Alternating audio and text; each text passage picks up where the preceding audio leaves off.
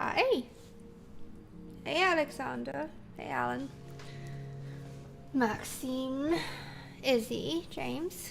Goldfish. What an interesting username. Hi. How are you all doing today? I apologize that, I'm more than a little bit late today. I've not been feeling like the best, these last few days when I wake up in the morning. Like, I am typically very much a morning person. Yeah, I'm weird.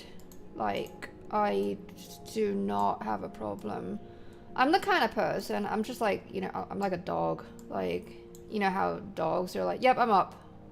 You know? Like, when I open my eyes and I, you know, so I get up. I do not have a problem with that. I'm not the kind of person to roll over back in bed and fall back asleep, typically. But lately, I don't know, I've been really, really worn out, I think. What are you talking about? It's right there, you piece of shit. Come on now. Oh my Christ. It doesn't want to read Genny.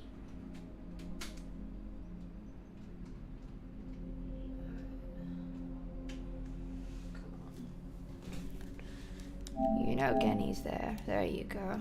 Alright. Are you a morning person? I know most people aren't. Oh, I'm sorry to hear that, Alan. What's the temp there? I mean, it is 39°C where I am. It's quite horrible. But at least it's overcast. It's not like blazing, you know. Not one of those days. Typically it is, but we're approaching monsoon season in August, so.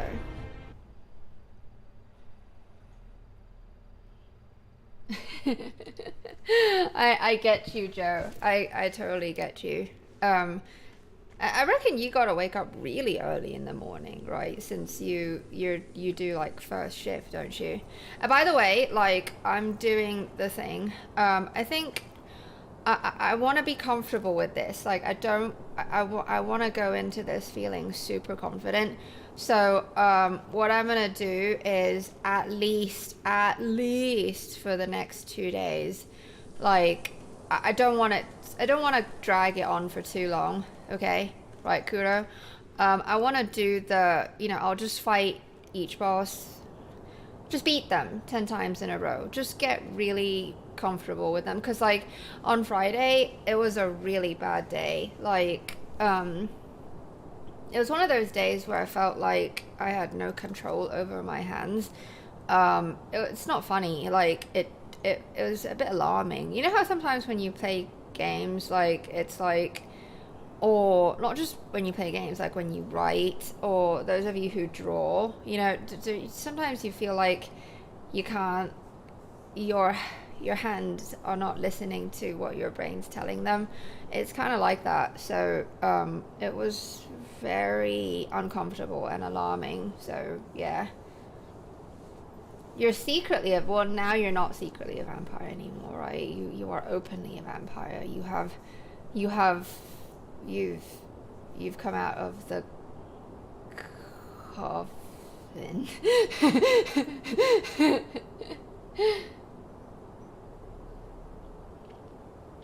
Oh no, 13. That's way too cold for me. No, thank you. I hate winter. Well, I don't hate winter. I prefer warm than cold, honestly. But whatever. What time do you guys typically wake up in the morning?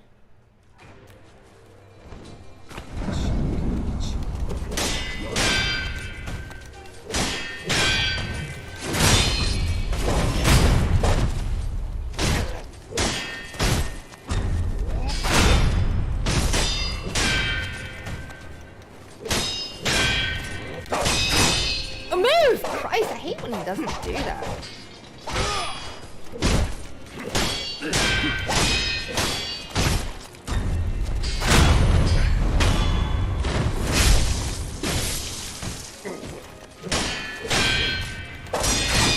Move! Jesus, Wolf.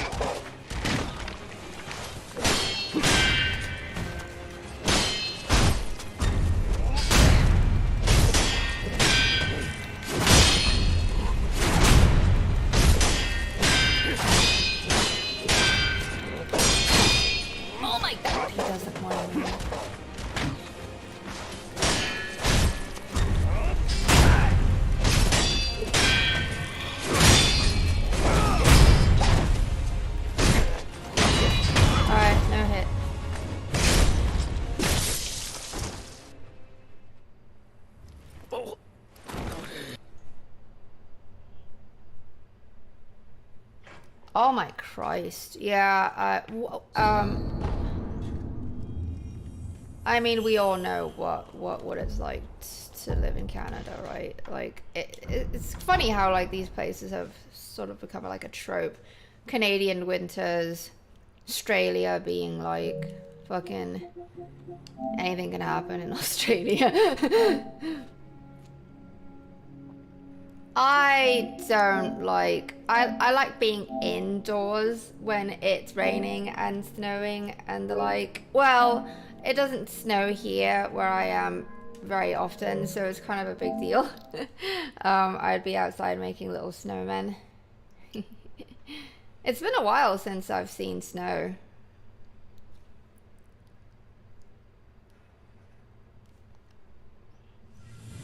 So on the weekends you get up like any key time you want, just whatever, right? Or do you keep somewhat of a schedule on weekends, like, so that it's not such a drastic change? This is number 2 from your regular, you know, weekday schedule. You're not your Monday through Fridays.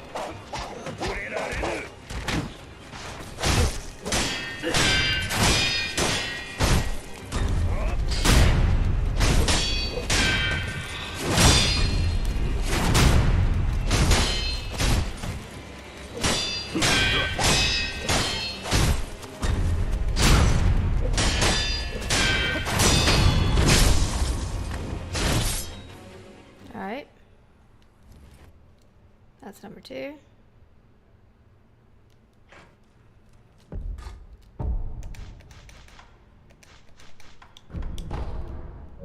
Yeah, like, is your weekend typically like you just do whatever the fuck you want, or do you... Okay, here's the thing. What kind of person are you? Do you like to make plans, or do you like to just wing it? Or do you strike somewhat of a balance in between? I am trying to let go. I typically prefer to plan things, and I used to be very much a stickler for promises.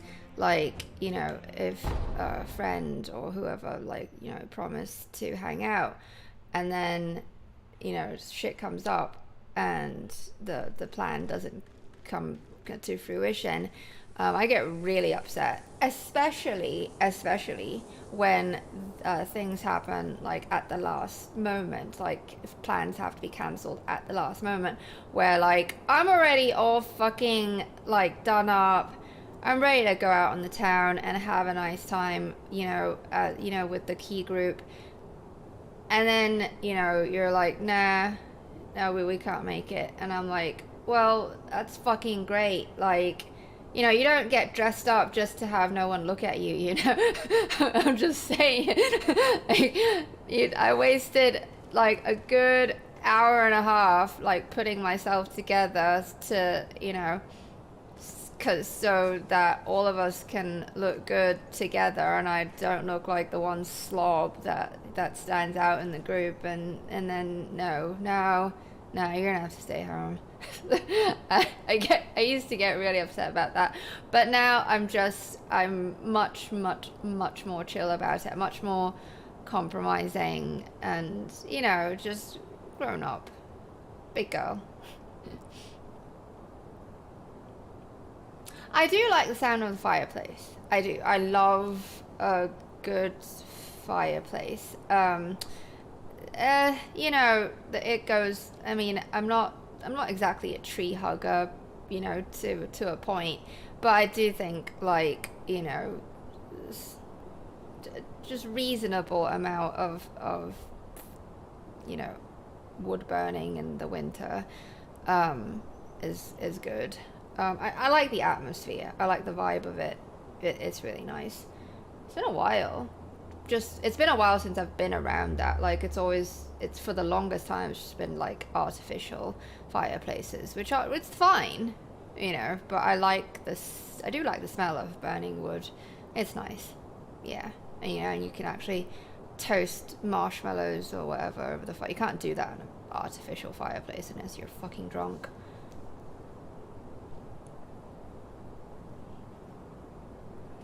Well, because Avi, you're so fucking chill. Oh, Maxime, I am so happy to hear that. You know what, Sekiro being your first FromSoft game is a really good idea. It really is. I find that a lot of people who go into Sekiro as their very first FromSoft game, they tend to be really good at it, because you don't have, like myself and a lot of other people I know in the realm. By the way, if you're on Discord and you enjoy chatting with the people here, please consider joining our Discord. It's a great way to keep chatting with these fellow nerds, and, you know, we have gaming sessions, and it's easier to stay in touch with, you know, what projects are, you know, going on, and my crazy schedule, and all that fun stuff.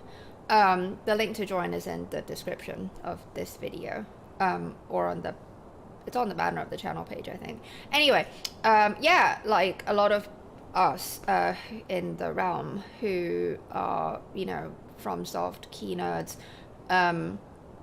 a lot of us had a very hard time getting used to Sekiro, because we have years and years and years, like some of us come from Demon Souls, like I did, from 2009 all the way through 2019, like 10 fucking years of playing Soulsborne, because they're very, very playable, they're very replayable.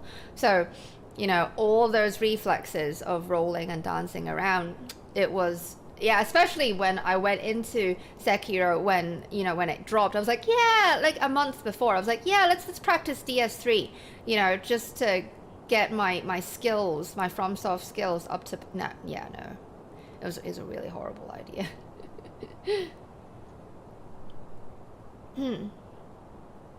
Oh, Misabak, I'm so sorry. You know what, Misabak and Alan, I know of a really, really, really efficient way of cooling down, in case you don't know.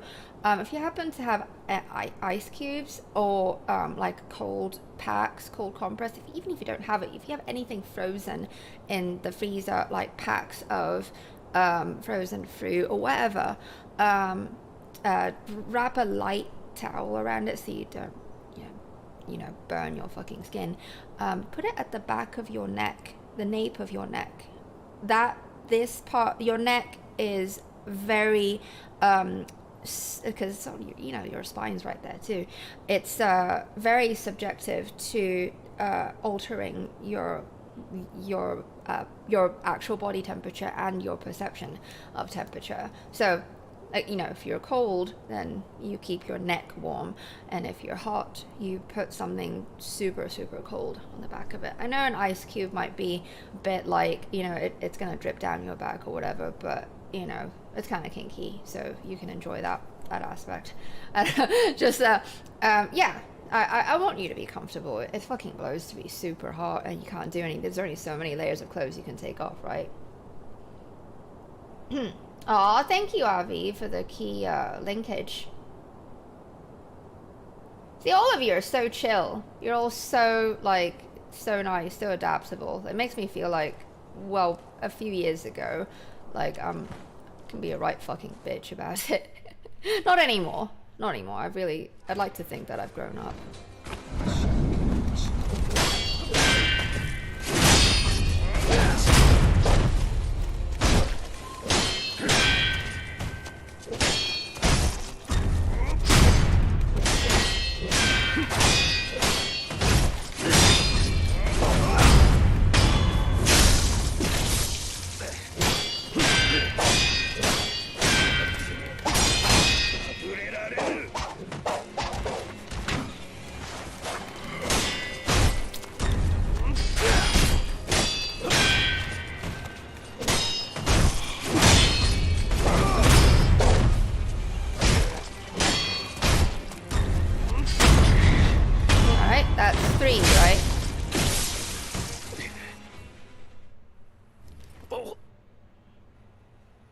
Oh, German, you're not late. I'm late. You know, I typically, I've for a long time kept a schedule of coming on, you know, 4 hours before, 3 or 4 hours before this. So I apologize that I've been very all over the place with my schedule. I've not been feeling very well the last few days, so yeah, that's why I haven't worked out either. That's why I haven't logged in shorts. We have a channel on our server. It's called Short Shorts.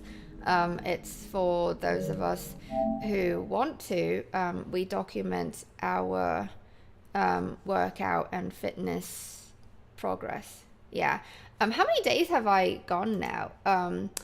I have worked out for a total almost continuously. I work out 6 days a week typically, with one rest day. 91 days, 16 weeks. Yeah. 9 days away from 100 days. I should really reward myself for that.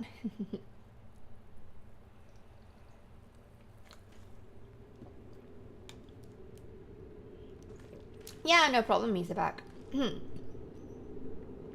Oh, Omar, hi. I'm doing great. Thank you for your well wishes from Key, Venezuela.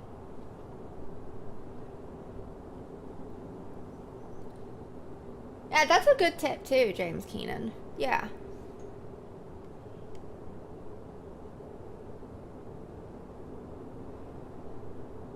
Oh, Omar. Geez. You know, typically that sort of stuff just, I would say it happens when you least expect it. Like if you, I suppose if you put yourself out there, like just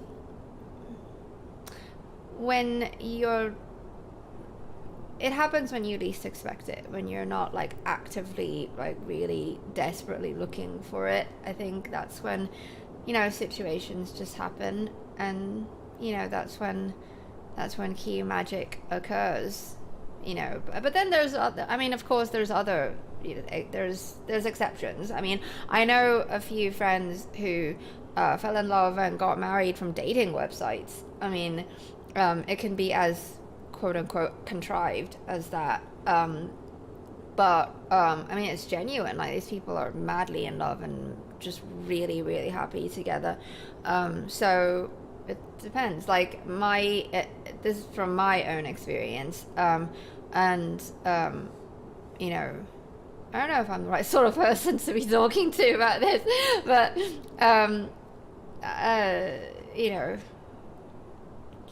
yeah, I would say just to be chill about it, and you know that song, When I was just a little girl, I asked my mother, what will I be? Will I be pretty? Will I be rich? Here's what she said to me. Que sera, sera. Whatever will be, will be. The future's not ours to see. Que sera, sera. You know, whatever will be, will be. As long as you allow your heart to be open, you put yourself out there, make it so that, you know, you accept what comes, then, you know, good things will happen. Be a nice person, don't be a douchebag, and be smart, you know, don't get taken advantage of. And, you know, good things will happen. I know, Alan, I remember, I thought of you right away because you said that your granddad loves that song.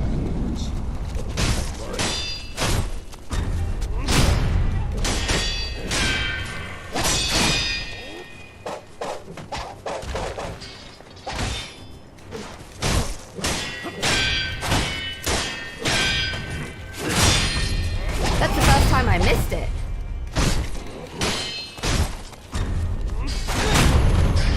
First time I missed it today.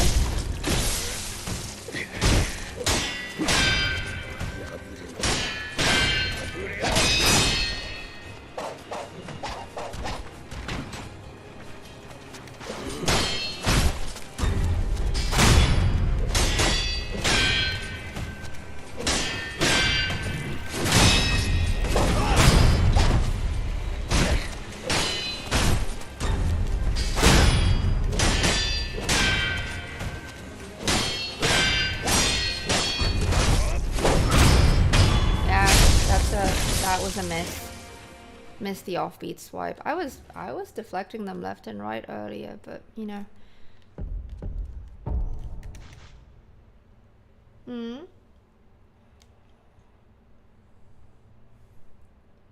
Yeah, exactly. Just be a fucking good person. You know, don't treat others, you know, how you wouldn't want yourself to be treated, and oh, God damn it. And, you know, there's no guarantee. There's one thing that I learned. It was a very good lesson that was taught to me by a very good friend, is that we are put on this earth to learn. Happiness is a bonus. Like, it's better to, like, it's healthier, I think, for some people, I suppose. I don't like to generalize, but I suppose it's healthier to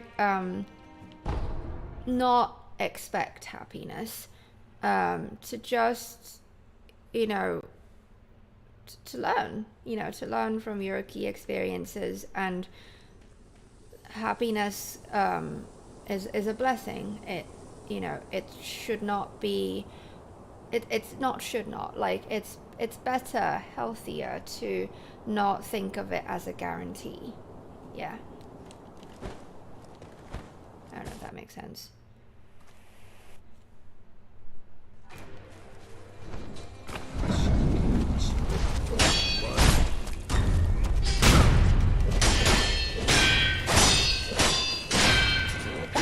Got that one.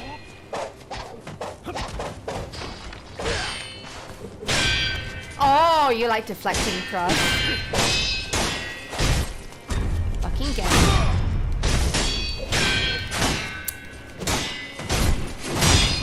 I missed that one, did you see? Fucking missed it. God damn it. This is number 5, right?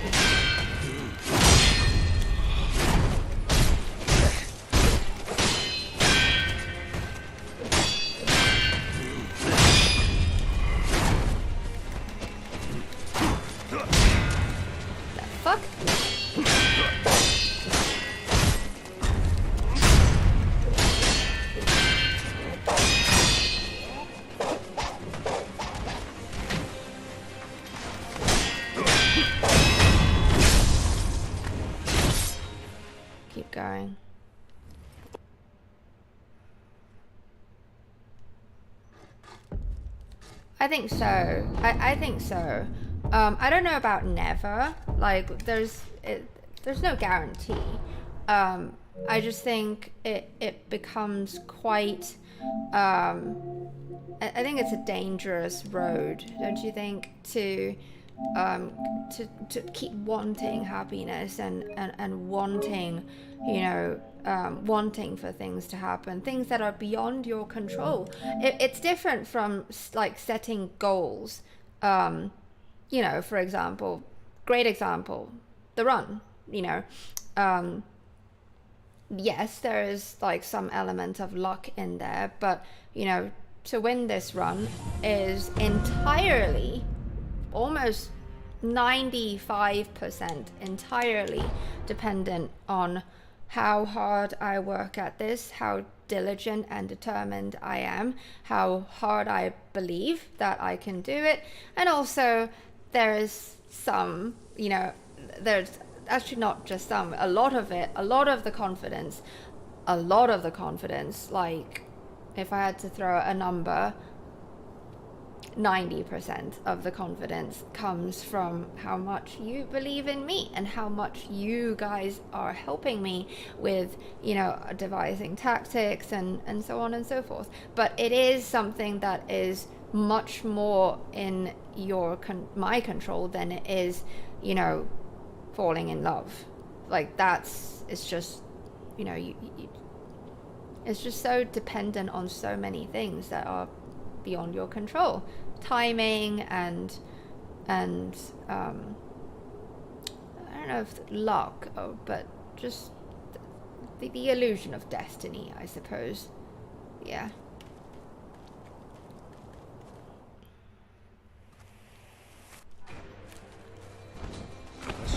Hi, Kevin.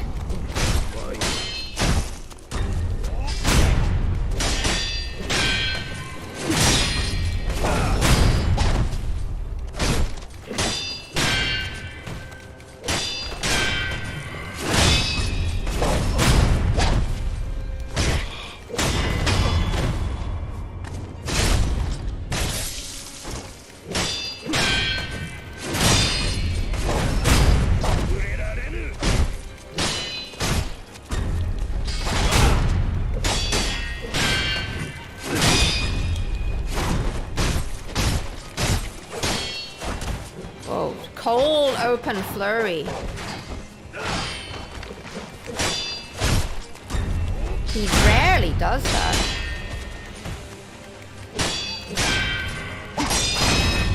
Alright, that's another one. It's number 6, isn't it? So 4 out of 6 no hits. Not too bad, I suppose. Kevin, would you like your swan? Or I am doing 4 more of Genny and then I'm stopping. Would you want your swan now? Yes, tomorrow is a new day. Yeah, that's a good way to think about it too. The coffee shop was closed! How dare they! You should have broken in, Avi. What kind of vampire are you?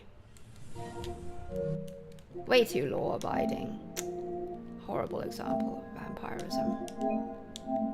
Vampires get what they want, don't they? They take what's rightfully Keely theirs. Such as things in a coffee shop.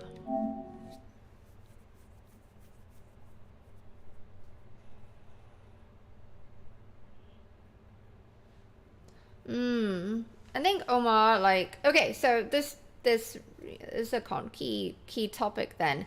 So when you guys are stressed, when, for whatever reason, you're stressed, things are not working out the way you want them to, you're not feeling good,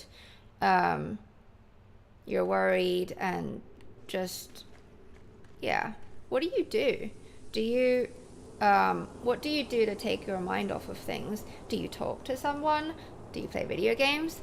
Do you watch a movie? Do you sit down and draw a picture, listen to music, sing, play an instrument,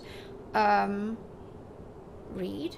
Like, what do you do? Or do you need time to sit there and just allow the feelings that you're feeling to take over for a bit, and just to let them, you know, just for your mind to be able to morph them into something else. Swong now? Now? Oh, god damn it. You, God, Jesus. Well, I'm already here, so give me a second.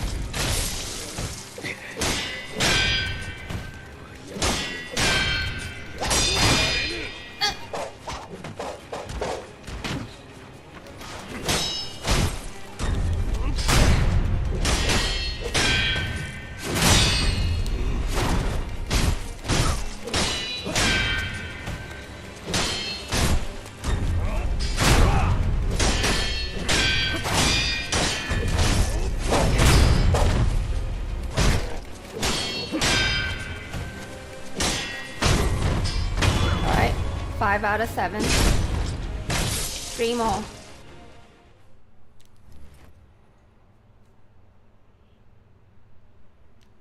I hope this isn't tedious. I mean, we are practicing. If you can't even calmly no-hit Genny, then Tutu Genny at that. 1 second. Do you... that makes me think of something. I know a lot of people, like a lot of you are big music fans. Do you have like any go-to songs? It can be like new, or it can be like what you've tend to gravitate towards like for years. Something that, you know, calms you, something that that can bring you back to key reality in a good way, not like a fucking cold shower. I mean, well, some of you like whatever, you're weird like cold. Only weird people like cold showers. Just kidding. I can't stand cold showers. I need my showers hot and steaming. Yeah. But let me see. Oh, Gammon, yay! I hope so. You don't have to. I mean, please don't feel obligated. I'm super happy to just see you regularly pop in and chit-chatting. I just love it. Like, so if you're in it for the emojis, then yes, let's do it. Because we need 2 more. Wait, no. Do we need 2 or 1 more? Give me a second. To be able to get the bucket. No, not the bucket. The pot boy. Oh, I have a new merch tab. Oh, dude, I can start selling merch. I just saw this. Welcome to shopping. Share products across your channel and engage viewers in new ways. Oh, I can connect a store. Where do I connect it from? Oh, it has to be from Shopify, Spreadshop, and Spring. But I'm on Society 6. Oh, fuck off. Anyway, we need emojis. We need 2 more. We need 2 more people to be able to get pot boy emoji. Yeah. I will sing you a song, Kevin. Just give me a second. I'm doing this. Just 2 more. 2 more rounds. Okay.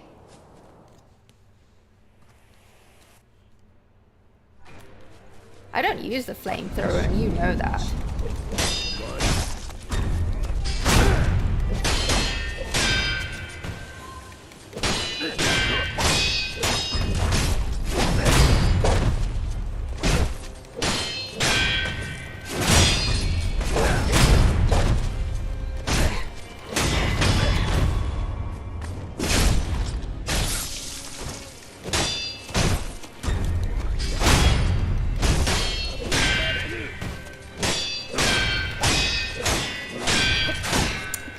I knew I would miss that one. Yeah,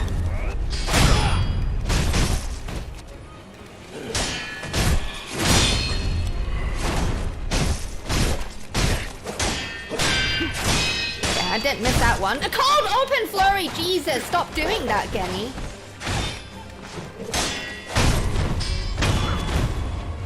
Wow.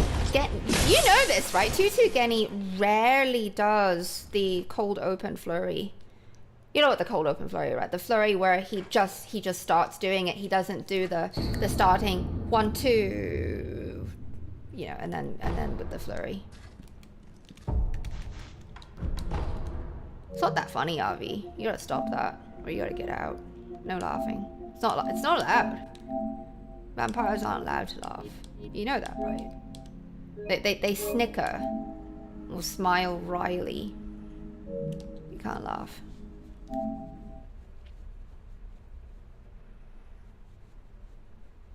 Nah, it's my fault. Like, see, I can get it. See, I missed one and then I got one. So. No, I'm doing it now. I'll do it now. I'll do it right now. I'll do it right now. I'll sing right now. Don't go. No, you fucking stay. Class can wait. Here, the song takes like 2 minutes.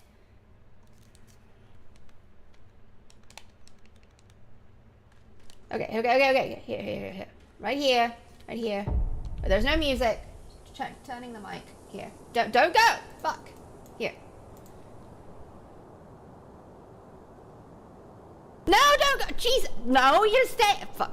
I'm singing it, and I'll timestamp you. Here. Whatever. This is your song. I didn't know you were gonna go to class. You should have seen. Wait. No, that's the wrong song. Hang on. I know there's something in the wake of your smile. I get a notion from the look in your eyes. Yeah, you built a love, but that love falls apart. Your little piece of heaven turns to dark. Listen to your heart when he's calling for you. Listen to your heart. There's nothing else you can do.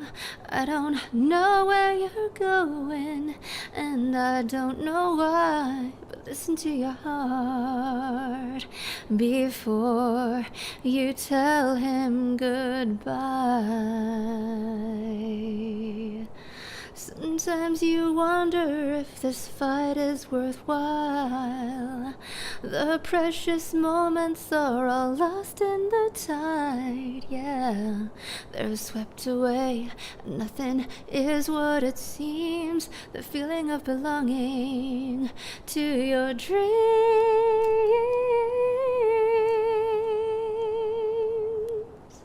Listen to your heart when he's calling for you. Listen to your heart. There's nothing else you can do. I don't know where you're going, and I don't know why, but listen to your heart before you tell him goodbye. And there are voices that want to be heard. So much to mention, but you can't find the words. The scent of magic, the beauty that's been when love was wilder than the wind. Listen to your heart when he's calling for you. Listen to your heart. There's nothing else you can do.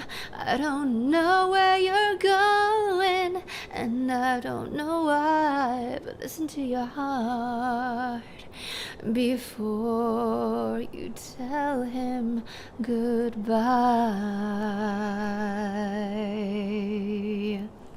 There. Fucking... Damn, I didn't know you were gonna go. So, anyway, there's your swan. I'm changing mics.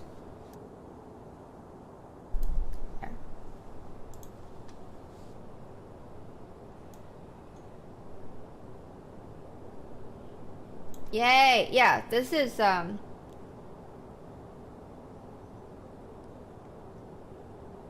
Oh well, thank you, Omar. I'm joking. Kevin and I, we game together. We're all friends, so that wasn't like, you know, it's a lot of the rage and the so forth that you see. I mean, I lean into it, but I'm typically actually a very calm. Believe it or not, like, if you know me, if those of you who know me personally, I'm not like that. Like, I don't get angry like this. It's why, you know, I use this gaming as an outlet. Yeah, I'm actually really calm and quiet. I don't lash out at people. I hate confrontations. I really avoid that stuff. I like to, you know, make sure everyone's happy. So yeah, anyway, that song is a Roxette song. Listen to your heart. Super gay 80s pop alternative thing from 1988. Yeah, I do yell at you in text messages. I do sometimes. It's actually not 90s. It's 1988, Alan. You lose. You gotta leave. What? Why? It is. He's quaking. I don't feel it. It's not beating hard enough. It's a key failure.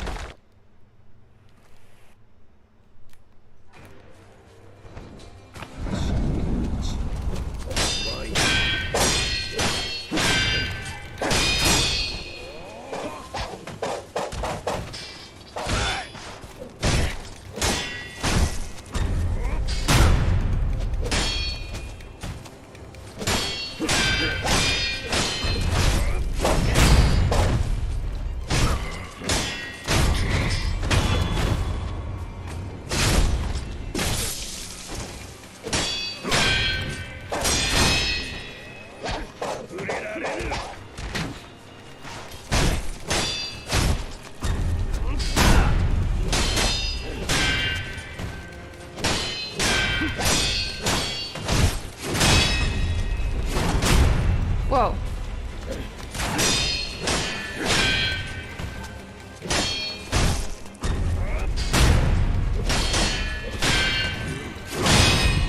Alright, is that it? Is that the 10? I think we're done. Yeah.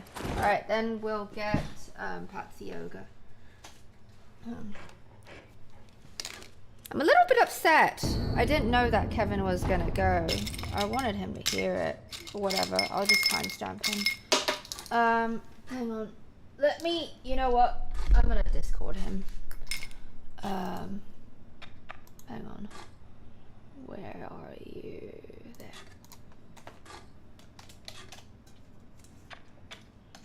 There.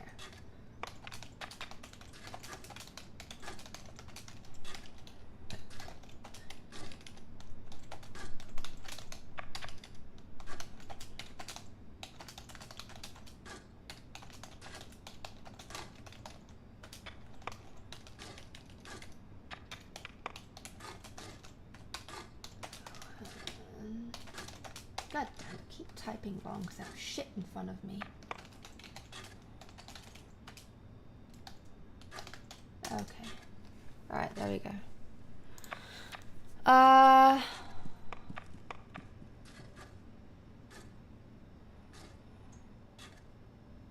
Oh, thank you, Omar. That's really, really kind of you. I mean, I'm still learning to sing better. I want to expand my key range more.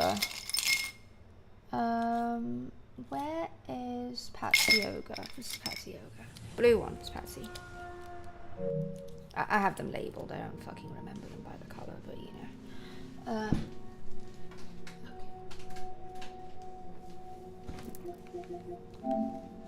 Do you have any comfort foods? A lot of people tend to gravitate towards grains, carbs, pastas, but I know some people are like, you know, you're glucose intolerant or, you know, just can't have that stuff. Some people are allergic to corn, soy, that sort of thing. So I don't know what sort of comfort food you're into.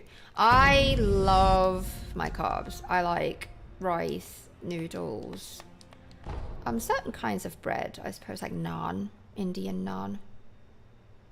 Yes, no, thank you. All right. Oh, you're leaving, Omar.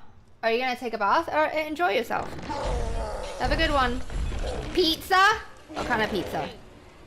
Any pizza? Or does it have to be a specific kind of pizza? What do you like? What kind of noodles, Avi? Is it like just ramen? Or can any noodles be okay? Fucking love noodles. Like, does it have to be like Asian noodles? Or like, you know, it can be pasta. Love pasta. Pasta's fucking dope. There's no one who's like, yeah, I don't want that another helping of pasta. No, fuck off. You want that. You want it so bad. Oh, 4 cheese pasta is great. Yeah.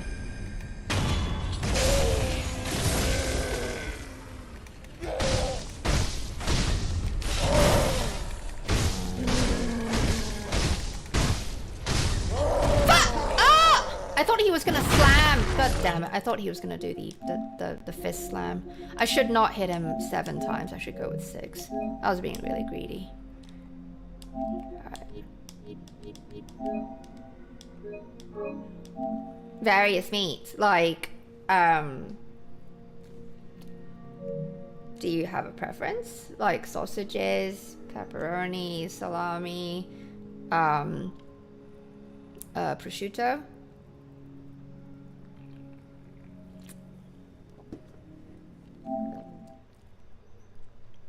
Did I copy it? I don't remember. I love udon as well. Yeah, I prefer ramen. It's got to be that thick ramen, the really super bouncy kind, not the thin, limp dick kind of ramen. No, thank you.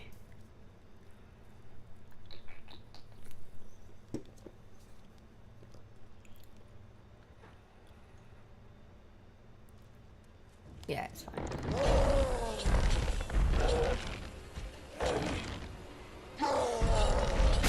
I do really like rice though. I love meat and rice, or even just like rice that's got some like fat and just a little bit of seasoning, salt, or a little bit of soy sauce, something like it's light on the sauce side. But I love like fat, like rice that's glistening with just the right amount of fat. It's so yummy.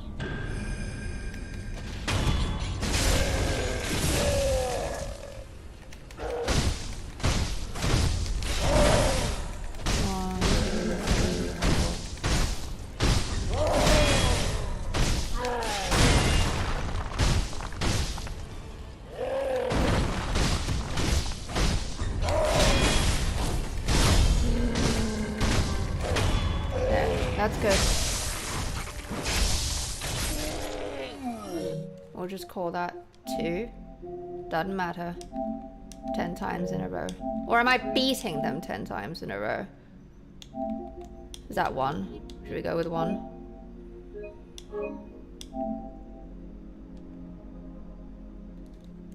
Yeah. Yeah. What's the most unusual ramen and pizza that you've had?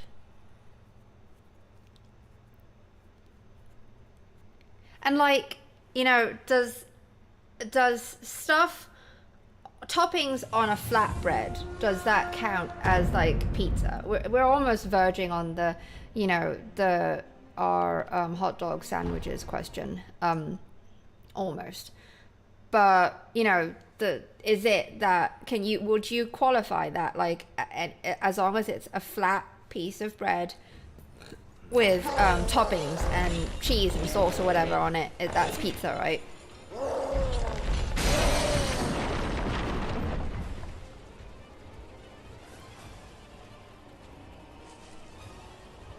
to have eggs baked onto the pizza. Like they look like fried eggs.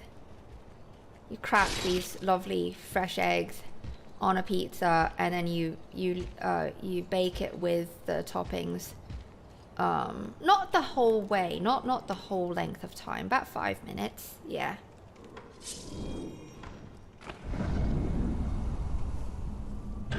Yeah, it's just, I don't know, I think it should be just 10 wins.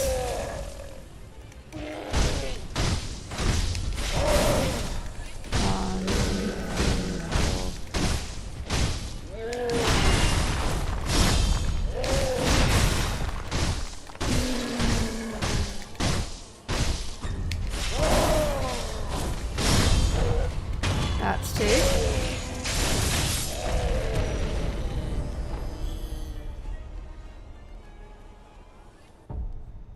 But on a flatbread, it's still pizza. Are you gonna go to the laundromat? Okay. Have fun. Be safe. For even at laundromats, it can be dangerous for a key vampire who's just learning to be a vampire.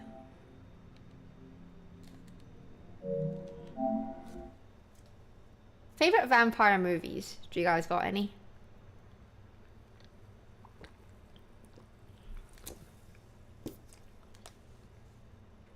Oh, you want me to beat you 10 times in a row, Izzy? Well, let's do it. It's fucking PvP. Let's do. I bet you can kick my ass. Especially with how well you parry in Bloodborne. I am thinking of Bloodborne though. Bloodborne PvP. Bloodborne PvP is interesting. It's so very unlike all the other games. Yeah, vampire movies. Do you have any top favorite vampire movies? I've never seen those. Near Dark or Lost Boys. You know what's a really good obscure vampire movie is what's that? What country was that from? Let the Right One In, with the two very very talented kids in the lead roles. Oh, you both picked. Oh god damn, he almost saw me. You both picked Lost Boys. Who directed that? When did it come out?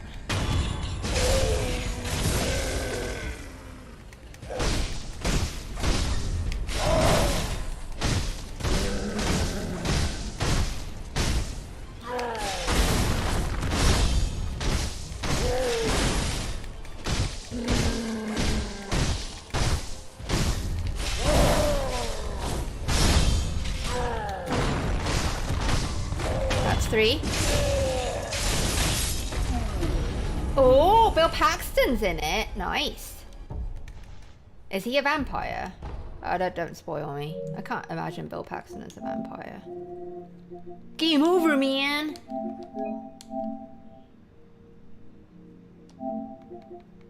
Ah, okay.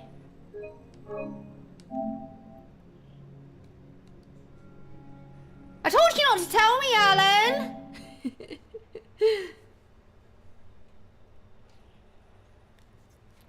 Can't imagine him as a fucking vampire. Yeah, no, I've never seen that. Oh my god, it's a Joel Schumacher movie. Oh, great.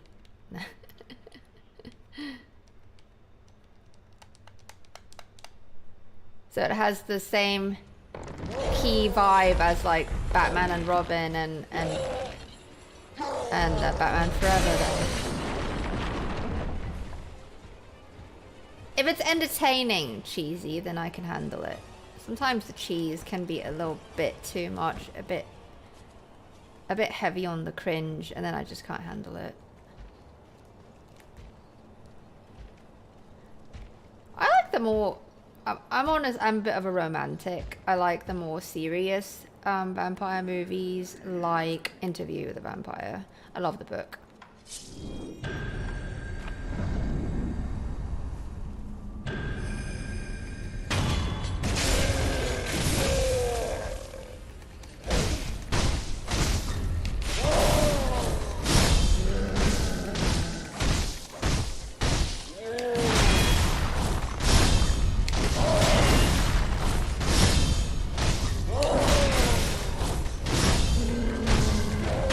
4.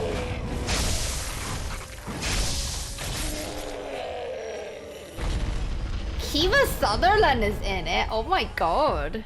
I just can't imagine them as vampires.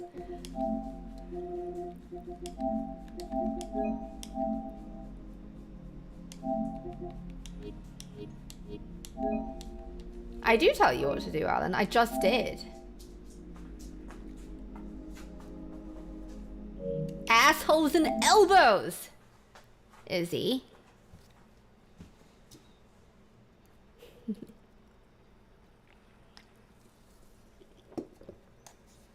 I fucking love that movie. Aliens. One of my key favorite action movies. I bet most of you are into action movies. Action and sci-fi, right? You know, isn't it in the works? I read ages ago that, oh hi, No More Heroes. I haven't read all of Anne Rice's, no, not all of them.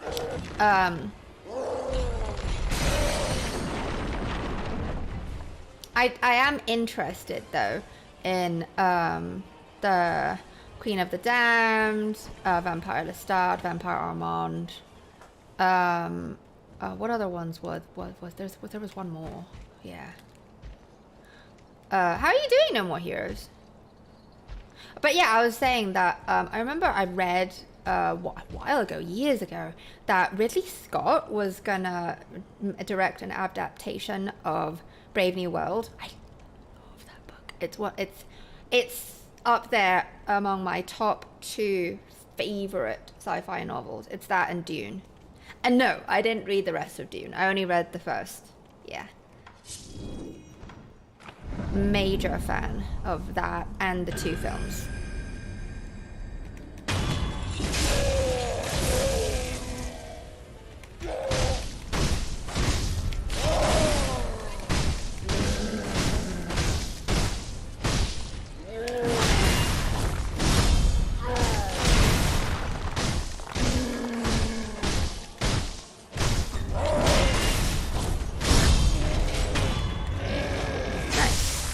Is that 5?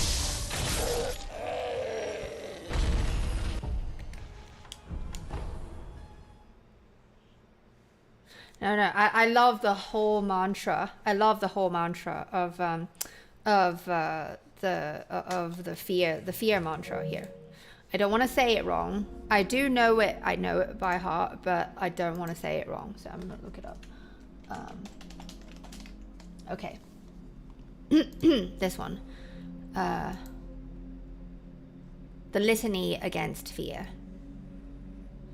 The whole thing is, I must not fear. Fear is the mind killer. Fear is a little death that brings total obliteration. I will face my fear. I will permit it to pass over me and through me. And when it has gone past, I will turn the inner eye to see its path. Where the fear has gone, there will be nothing. Only I will remain. So, yeah, I love that. I also love the other one, I set my mind in motion. Fucking what's his face in Lynch's movie did a fantastic job of playing a Piter. How's that go again? That one I don't know by heart. What is it? Hang on. Dune. Set my mind in motion. Alright. Yeah.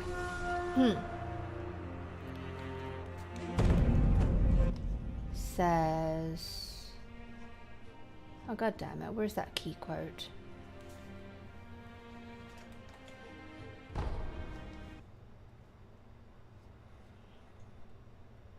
Why is it says it's right here. Why can't I see the quote?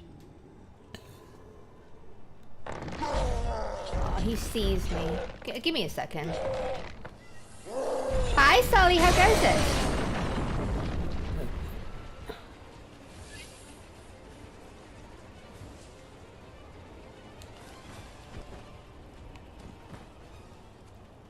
I have to say that fear is a mind killer, turning the inner eye and all that, it helps me. There are some, it might sound really stupid, but there are certain movie quotes that calms me and my panic attacks and sometimes I get like really bad anxiety where I can't tell if the place that I am in my mind, if that's real or the actual reality. Like I can't tell what's reality, basically. It can get really bad. That's why I have Aries. But I haven't really felt that way in a long time, or when I do, I get out of it very quickly. But things like the fear is the mind killer, when I turn the inner eye, the fear will, only I will remain. Like those sayings, they really help. The other two that help me, one of them is from Cloud Atlas. I'm not quoting verbatim, but it's death is only a door. When one closes, another one opens. That one. And from The Matrix, that's the third one, is there is no spoon. I know that might be a really stupid one, but that line, when I say it to myself, it helps me, it grounds me, makes me realize that it's all mind over matter. Does that make sense?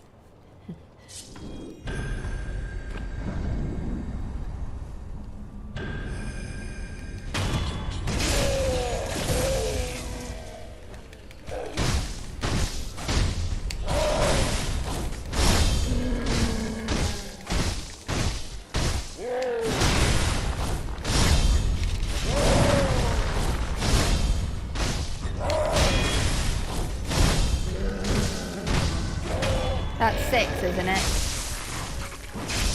And Sully, I was just telling Alan and Misa back that if... wait, what? Yeah, I have full health. I was just telling Misa back and Alan, who are both of them are roasting horribly, is that a really quick and efficient way of cooling down, and trust me on this, is if you can get an ice cube or something from your freezer, like like a frozen pack of fruit or an ice pack or whatever, take that and place it on the back of your neck, in the nape of your neck, and just keep it there. And your neck is very susceptible to temperature and to changing your body's temperature and your perception of temperature. So, it works the other way around too. If you're freezing cold, then you keep your neck warm. And when you're hot, you do that.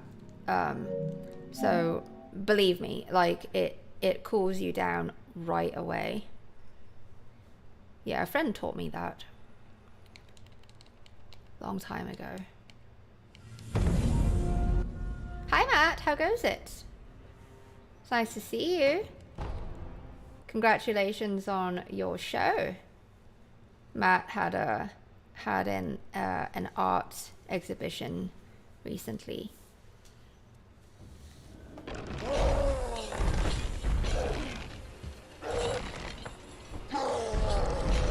No More Heroes. Have you come across, there's like an interview on YouTube. I didn't listen to the whole thing. But I listened in on a little bit of it. There's an interview with Frank Herbert and his wife, where it's an interview, and the thing that captivates my attention deeply is how Frank Herbert, he was saying that the majority of writers, they write with the intention of their work to be read, just visually. That makes sense. But the way he wrote Dune, and I suppose the other ones too, I haven't read the other from the Dune Chronicles, so I can't say. But at least with Dune, he wrote it with the intent of it being read aloud, and that's why it's very, that's why the prose is so lyrical and the quotes are so quotable. Yeah.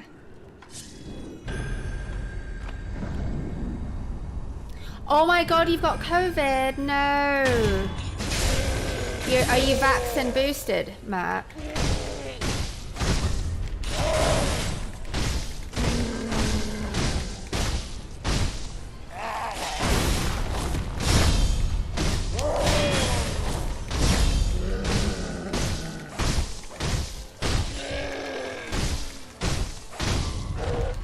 That was weird, he was staggered. How did I discover Dune? That's a good question. I watched the movie. It was the Lynch movie that got me into it. Are we on 8 now? We're gonna do 2 more, right? You're very patient for, you know, letting me do this, do my practice sessions.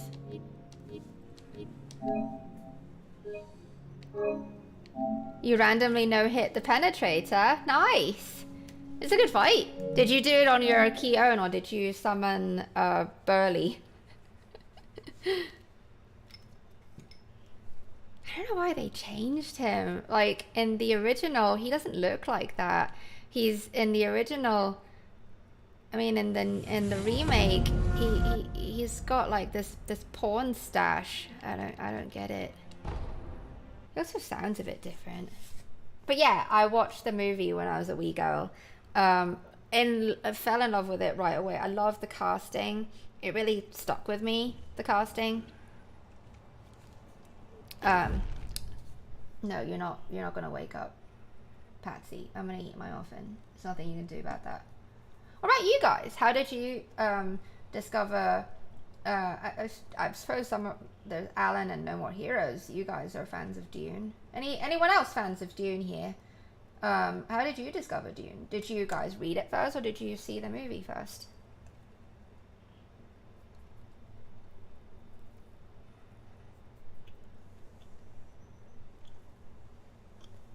Oh yeah, Burley is way too OP. Yeah. Do you get him for the dragons?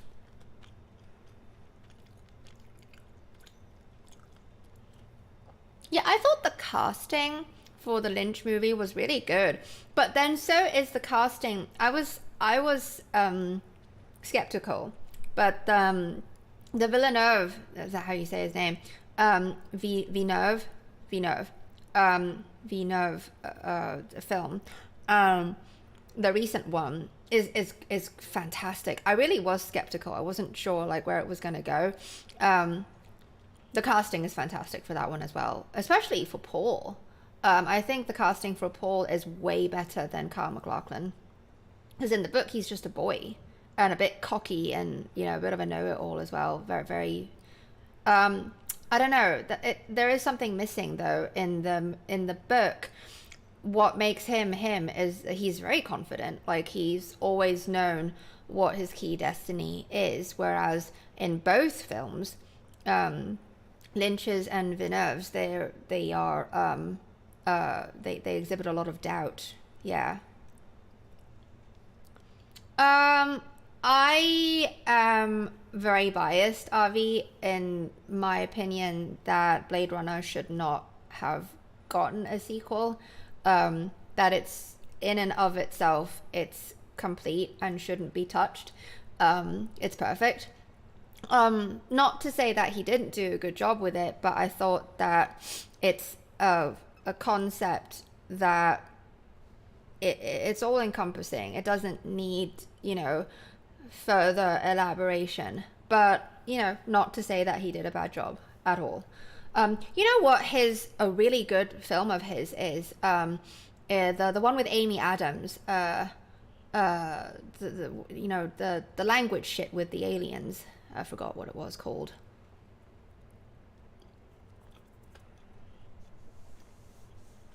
Titus drama. How'd your things go? Did you get all the things? Did you remember? Did you get all the things? This drama went on errands. Not... It's errands with 2 A's. AARONs. You go on errands. Okay. But yeah, what was I saying? God damn it.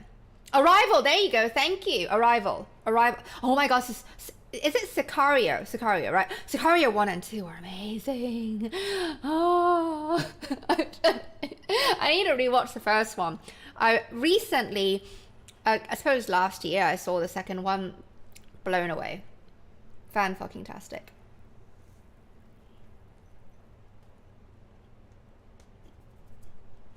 But, so, I thought, here's my review of, you do say it, did I say his name right? I didn't butcher it, right? It's Villeneuve, right? I don't want to say it wrong. That guy. The guy with the French name. The way he and, you know, the entire crew that worked on the film, they did a very good job of bringing the visualization from the book to key life. Like, it's much better than Lynch's version, I feel. Music is also out of this world. Hans Zimmer, he can really bring it sometimes I think sometimes he misses the mark, but he's got some real gems like Crimson Tide. Hannibal is so underrated, at least in terms of his music. Dune and Kingdom of Heaven. Yeah. Anyway, oh, and of course the Batman films. You know, if you guys own the Nolan's Batman soundtrack, you gotta play that shit while you're driving at night. It makes you feel like you're driving the Tumbler. It's fucking awesome. Anyway, I'm gonna go back to the film. Villeneuve's, oh goddamn, I don't want to say his name wrong. I feel I'm gonna be really nitpicky about it. I thought the whole thing was fantastic. Really well put together, and I was very happy that it was it covered a lot more than what I thought it would. I thought it was going to end much earlier in the book, so I was relieved that they covered a lot more. But I'm going to be really nitpicky. This is just me. I'm going to be very brutally shallow in terms, we're talking about appearances.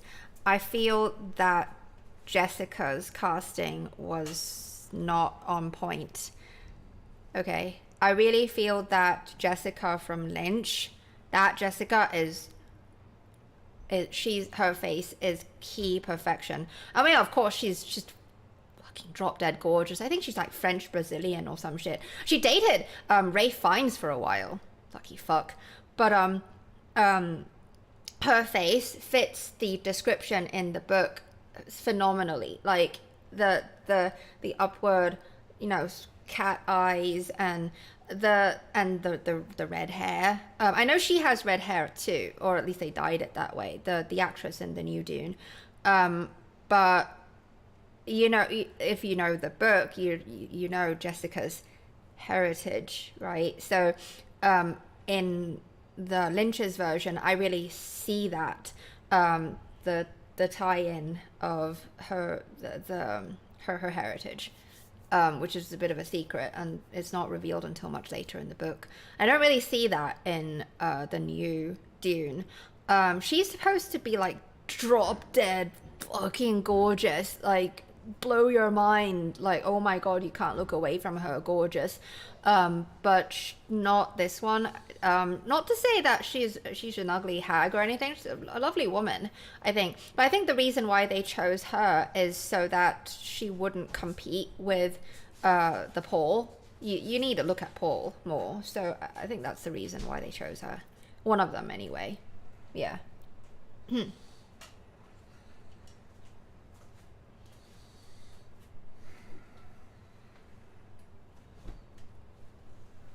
What is spice equivalent to in this world?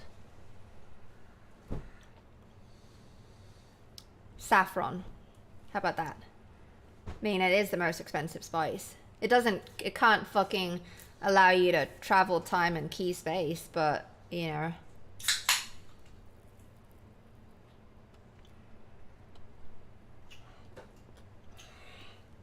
But if I had to pick like an actual spice, it would be that. Saffron. You know, guys ever tried saffron or bought saffron? Saffron is one of my favorite spices. Oh my god.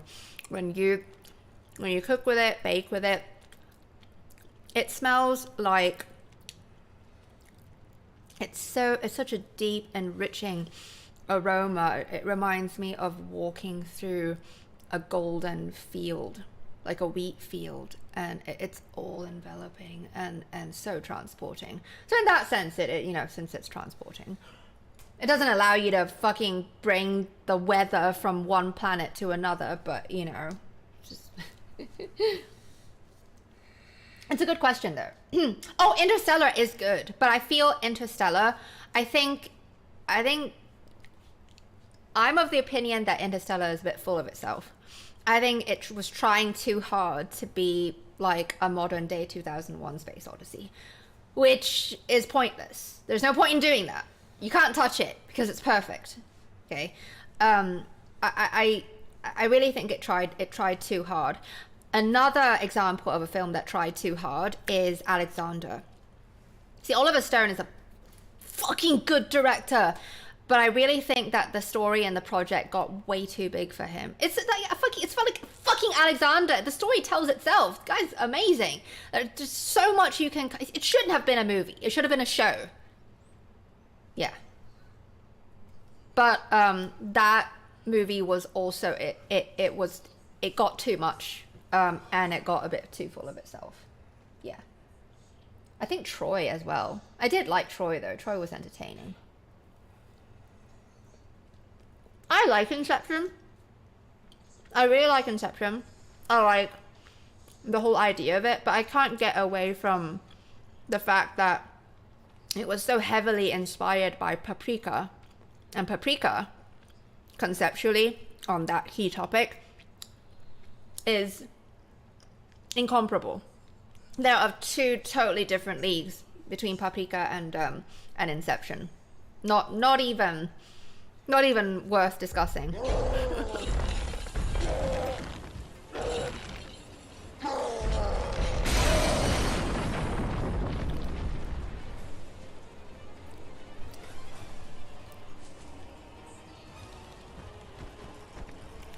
I got the Paprika opening theme in my head. I can't do it because it's so heavily synthed, but it's great.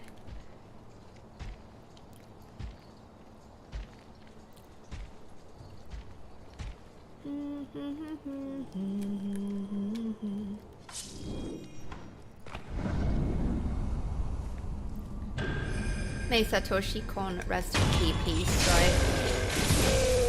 God bless that man.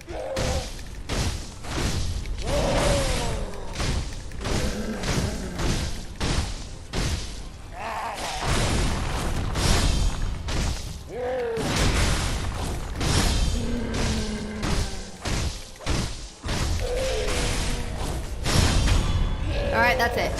Let's go move on to Gyobu. I know! Wrong USB.